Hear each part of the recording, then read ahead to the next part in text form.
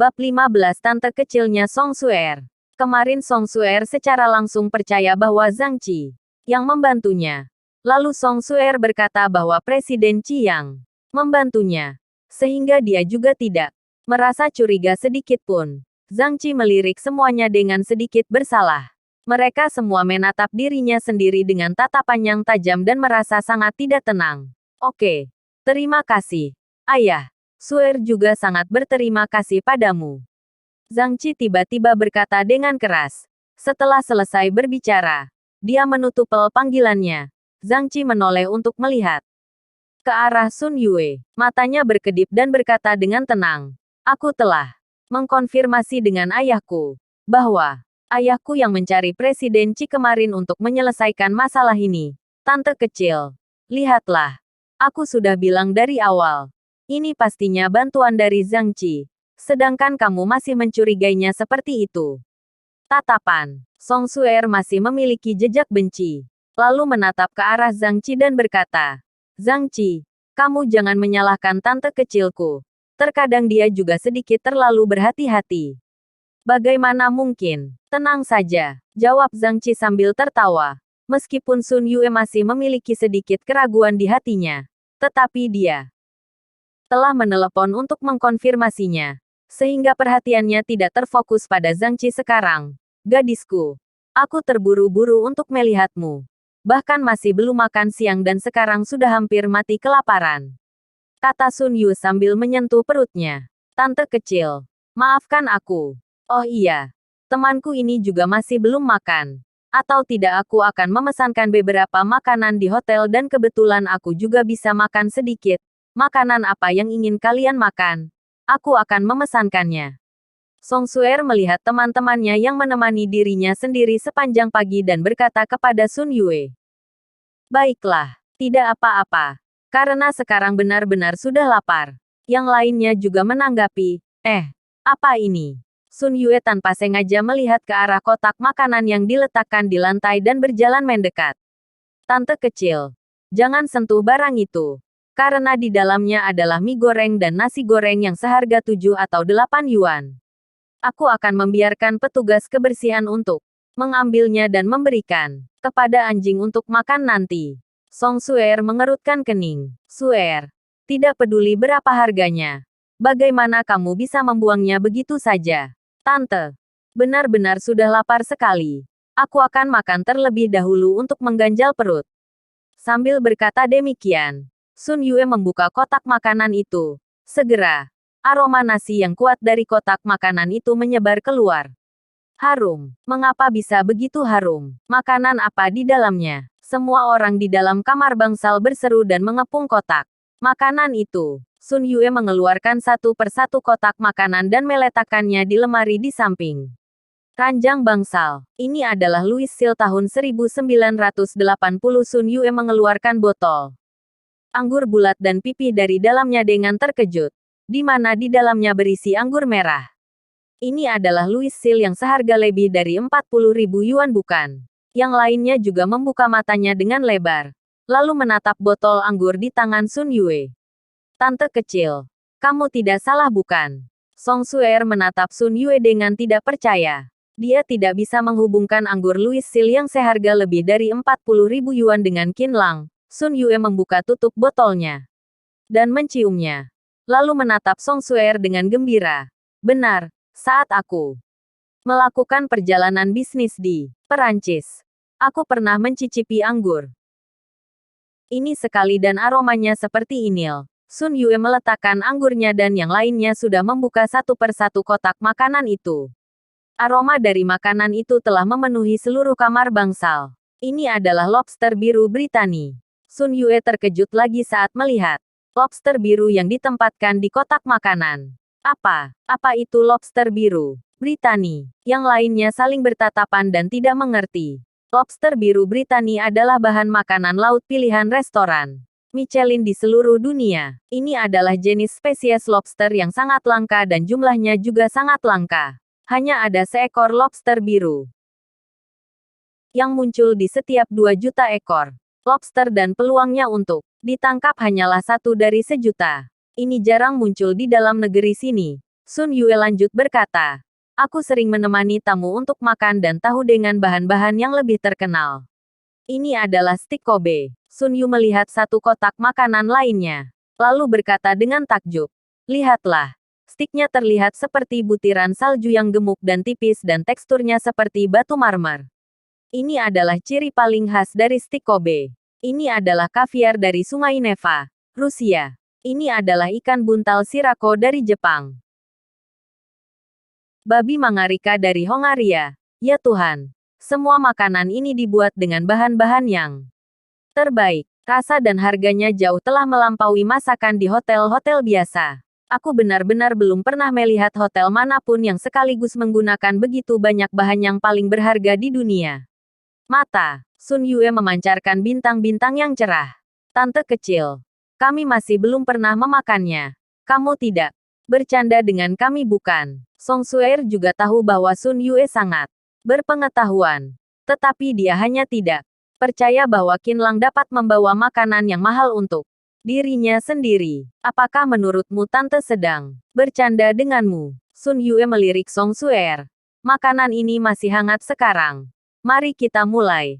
Atau tidak rasanya akan sangat berkurang saat dingin. Sun Yue mengambil sumpit sambil menyapa yang lainnya. Ini benar-benar lezat. Harum sekali. Aku belum pernah makan makanan yang begitu lezat. Yang lainnya memakannya sambil mengaguminya. Suer. Cicipilah. Zhou Xin menyerahkan sepasang sumpit kepada Song Suer. Song Suer mengambil sepotong stik Kobe dan memasukkannya ke dalam mulutnya. Kelezatan yang tak terkatakan segera menyebar ke dalam mulutnya dan itu jauh lebih lezat daripada stik yang dia makan sebelumnya. Makanan ini begitu lezat. Ditambahkan semua orang yang masih belum makan untuk siang hari ini. Dalam waktu singkat, belasan kotak makanan telah dimakan sampai habis. Tidak sia-sia bagi aku yang datang menjengukmu. Tidak menyangka bahwa masih ada orang yang datang membawa hidangan yang begitu berharga untukmu. Sun Yue tersenyum, puas dan melihat jam tangannya. Waktu sudah tidak pagi lagi dan aku juga harus kembali. Sambil berkata demikian, Sun Yue sudah berjalan ke pintu kamar bangsal. Dia menoleh dan berkata kepada Song Suer. Suer, keturunan generasi kedua yang kayalah bisa membawa hadiah yang begitu mahal. Makanan ini tidak bisa dimakan meskipun kita punya uang. Kamu harus berterima kasih kepada orang itu dengan baik dan peganglah kesempatan yang baik ini. Generasi kedua yang kaya. Apakah Qinlang termasuk keturunan generasi kedua yang kaya? Sun Yue sudah pergi dan Zhou Xin berjalan ke Song Suer sambil berkata, Suer, sepertinya kamu sudah salah paham tentang Qinlang. Lebih baik kamu mencari waktu untuk meminta maaf padanya. Minta maaf. Song Suer tidak bisa berkata-kata. Tetapi dia masih membenci Qinlang. Mengapa aku harus meminta maaf padanya? Bagaimana pecundang miskin itu bisa membeli makanan mahal yang seperti itu? Aku rasa dia pasti bekerja di salah satu hotel. Kemudian mengemasi sisa makanan dari makanan orang lain. Zhu Xin tidak menyangka Song Suer bisa mengatakannya seperti itu. Makanan itu jelas masih utuh. Bagaimana mungkin dia mengemasinya? Lagi pula, bisakah hotel membiarkan stafnya untuk mengambil anggur Louis Seal yang seharga lebih dari 40.000 yuan? Setelah makan di rumah sakit, semuanya juga sudah bubar. Huang Ge dan lainnya tidak sabar untuk menelepon Qinlang dan bertanya ada apa dengan makanan itu. Dalam hal ini, Qinlang sedikit berbohong bahwa dia bekerja di sebuah hotel kelas atas di perkotaan, sehingga bos mengasihaninya. Huang Ge dan lainnya terus menanyakannya, sedangkan Qinlang tidak menjawabnya lagi, sehingga mereka tidak ada pilihan lagi. Setelah kelas di sore hari usai, Qinlang mengikuti kerumunan dan berjalan keluar dari gedung kampus. Qinlang mendengar sebuah suara gadis di belakang. Apakah kamu masih belum menonton siaran langsungku? Qinlang menoleh dan gadis itu adalah Zhang Jiaxin yang menyiarkan siaran langsung. Aku telah menyiarkan 2 kali siaran langsung dan masih belum melihat kamu di dalam ruang siaran langsung. Kamu segera mendaftarkan sebuah akun. Lalu ikuti aku untuk meningkatkan popularitasku. Zhang Jiaxin berkata sambil menatap Qinlang dengan sedikit tidak senang. Jiaxin, apa gunanya untuk membiarkan dia mengikutimu? Apakah kamu tertarik padanya? Seorang gadis di sebelah Zhang Jiaxin berkata sambil bercanda. Mana ada. Aku hanya ingin membiarkan dia meningkatkan popularitasku. Zhang Jiaxin sedikit menundukkan kepalanya dan berbisik. Bagaimana aku bisa menyukainya? Jangan bercanda denganku lagi. Sebenarnya, ada atau tidak adanya dia itu sama. Menurut pemahamanku terhadapnya, dia pasti tidak akan mengirimkan hadiah untukmu. Karena dia sangat pelit. Xiu Wenjing datang dari belakang dan sekaligus berkata demikian. Wenjing, apa yang kamu katakan ini bagus.